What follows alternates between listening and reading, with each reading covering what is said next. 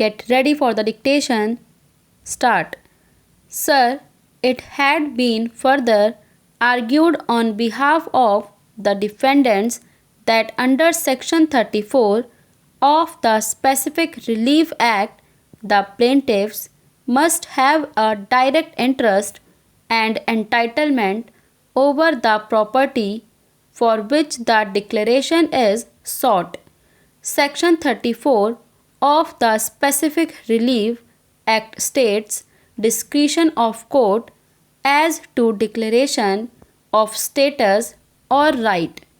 Any person entitled to any legal character or to any right as to any property may institute a suit against any person denying or interested to deny his title to such character or right, and the court may, in its discretion, make therein a declaration that he is so entitled, and the plaintiff need not in such suit ask for any further relief, provided that no court shall make any such declaration where the plaintiff, being able to seek further relief than a mere declaration of title, omits to do so. In the present case, the plaintiffs are not seeking a declaration that they have a beneficial interest. A derivative action is sought only for the beneficial interest of the second defendant. The second defendant has, however, abjured such interest. Whether such disclaimer or abjuration is the result or effect of collusion or fraud are further aspects to be examined.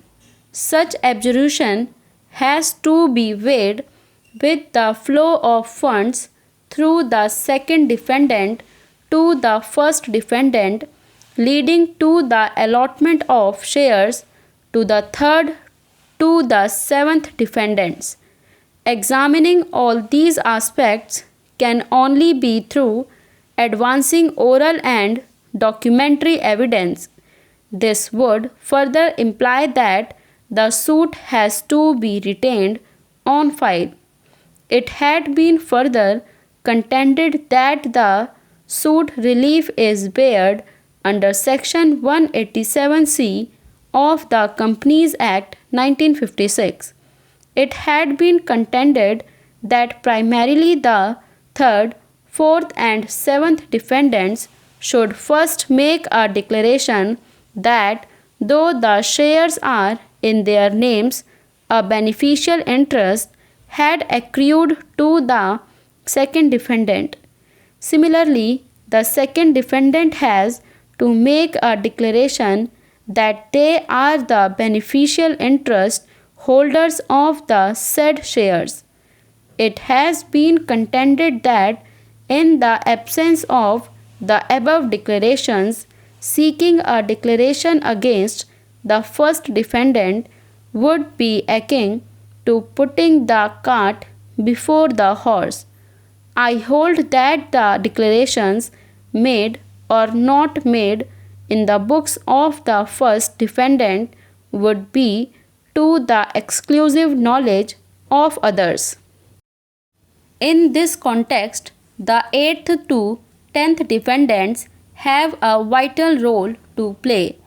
Evidence is necessary from their end to disclose facts and to subject themselves to cross-examination on all these aspects.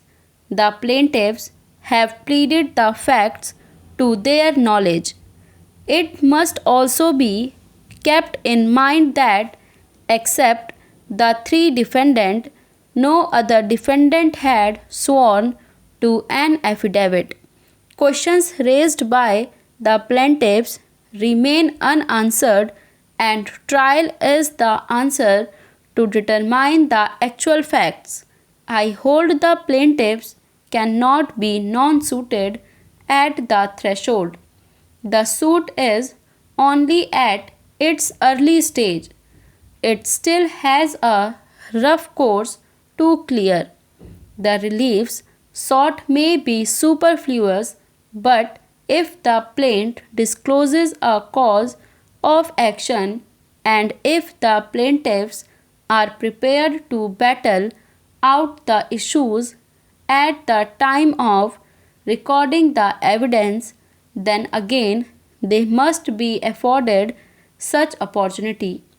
At this stage, the plaintiffs have come to court primarily claiming a declaration as against the first defendant.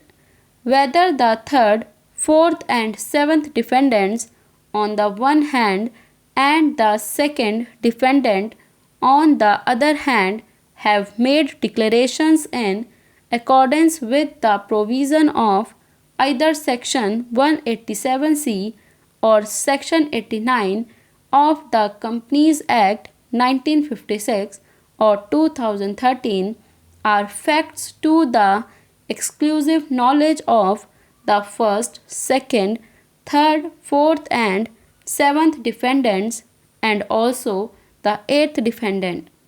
The plaintiffs could never have had access to the records of the first defendant. The queries raised in the pre-suit notices have not been answered. Consequently, they have sought a declaration only against the first defendant. This declaration is sought because in Dubai, the third, fourth, and seventh defendants had made similar declarations, and in the plaint, the plaintiffs have stated that they believed that similar declarations had been made in the books of the first defendant. This statement of the plaintiffs has to be tested further through oral and documentary evidence. Consequently, I am not in agreement with this contention raised by the defendants. Trial is the answer to settle facts. At this stage, the plaint averments hold the sway, and a reading makes it obvious that the first defendant has to open up its records for scrutiny, and that can be done only during trial. To sum up, the allegations raised in the plaint have to be examined at Chennai since the first defendant is registered in Chennai. During its pre-incorporation, incorporation, and post-corporation stages, substantial amounts of money had flowed to it. It is only with examination of the books of the first defendant that the source of the funds can be determined.